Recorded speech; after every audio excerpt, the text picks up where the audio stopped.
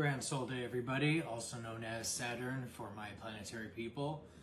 Before we begin, I just want to shout out Saturn, Adiel, Zazzle, Agaliarept, Leviathan, and Marduk. Today we're going to be going over Shadow Work Step 6, which is Determination. I'm going to be covering some terminology in regards to determination because there is several different types of meanings. There is spiritual determination, operational, divine, and the actual true definition. So determination is realizing there's a giant hole in the floor and walking through that doorway of inner peace and still finding a way through to the other side. Regardless of the obstacles, you persevere and you are determined to get to the other side, and you take action, which is the key word in that statement. You take action steps to drive yourself forward to continue your momentum after you have utilized persistence and you persevere through the obstacle. You are determined to get to the other side and you succeed. Now, the first type of determination is spiritual determination, and that galvanizes the will by centering on purpose, conviction, and value rather than negative considerations. So the spirit of the determination is driven from one's conviction and persistence to keep pursuing. A combination of these is what gives one power to achieve or fail in his or her endeavors.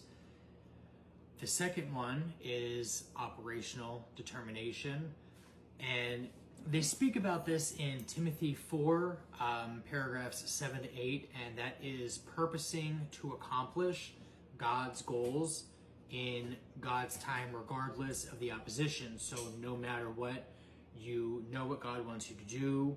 You focus on that one singular goal. It is imperative that we focus on one thing at a time. I know they say multitasking is a beautiful trade skill to learn, but I promise you it's a trap, and it's a very bad habit to get into, multitasking. You speak to any multimillionaire or billionaire, they will tell you one singular objective at a time. You might have multiple objectives simultaneously, but you singularly focus on one thing at a time. This way you don't get scattered and flustered. It's like CNAs in a nursing home.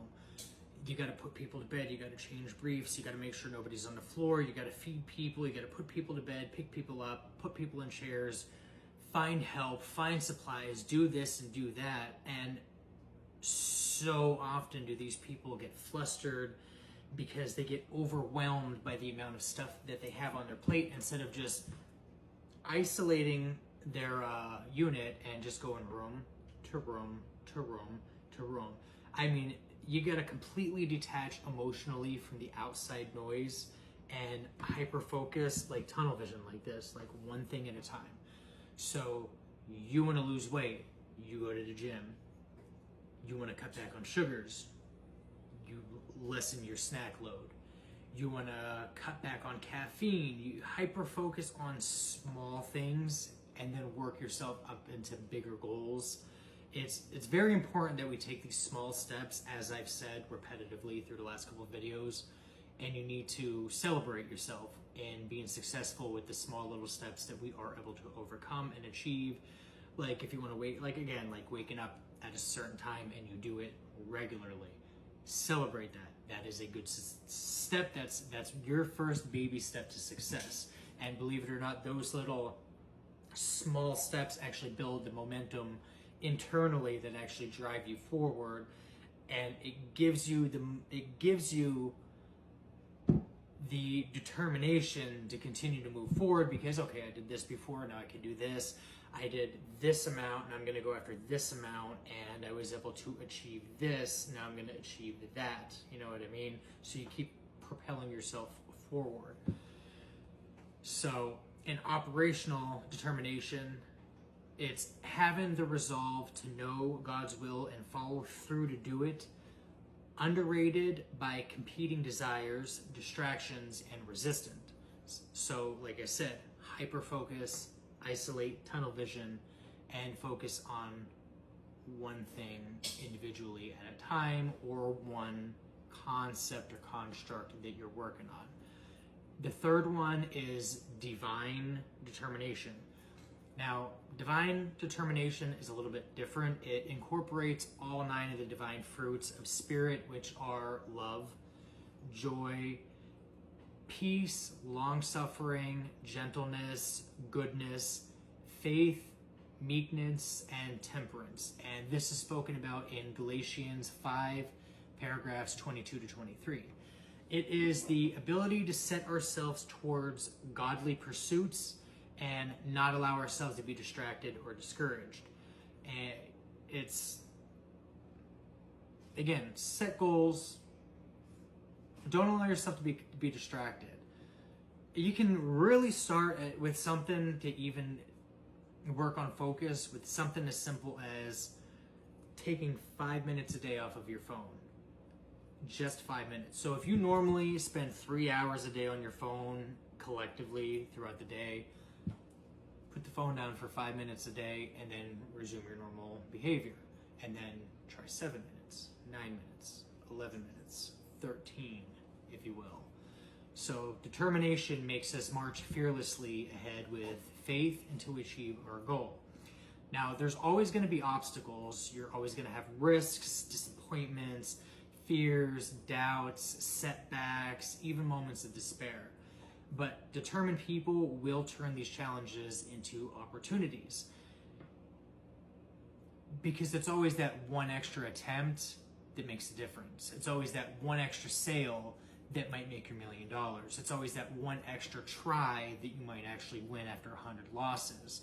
It's always that one final phone call that can truly make a difference in being heard, in compared to the 1,000 other attempts where you were disregarded. So determination is a positive emotional feeling that promotes persevering towards a difficult goal in spite of obstacles. Now, the fourth is just the absolute true definition of determination, and that is the act of deciding definitely and firmly. So I'm determined to have some water. I'm going to decide to pick up this cup and take a sip. Now, I created a short-term goal that I was determined in executing. I implemented an action and applied it towards my end game, which was quenching my thirst. So, determination is what's going to set the tone on top of the prior 5 steps for the final top of my pyramid of shadow work, and that is going to be motivation, because it is foundational structure that I have applied to these analogies, if you will, small pep talks, that's going to be the solid base to be able to hold that triangular top to complete our shadow work. So it's like criminals, you know, like if I was operating an illegal ring and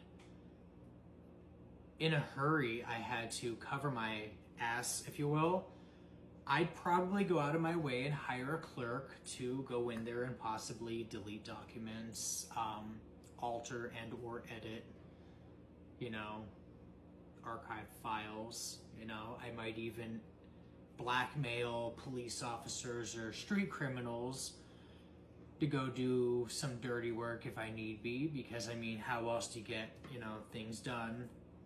I'm really referencing a personal problem if you've been following my other videos, you know, throwing shade, if you will. But, you know, if I'm just committing crimes, what other way to cover it up? If I am determined to save my ass, so to speak, I would either bribe people, have sex with them if I'm homeless and can't afford anything, but can afford one of the most expensive attorneys around, or I would, you know, sleep around or just pay people or blackmail them. I can't imagine any other way to be determined to win no matter what. Hopefully this helps you guys. Have a blessed Saturday.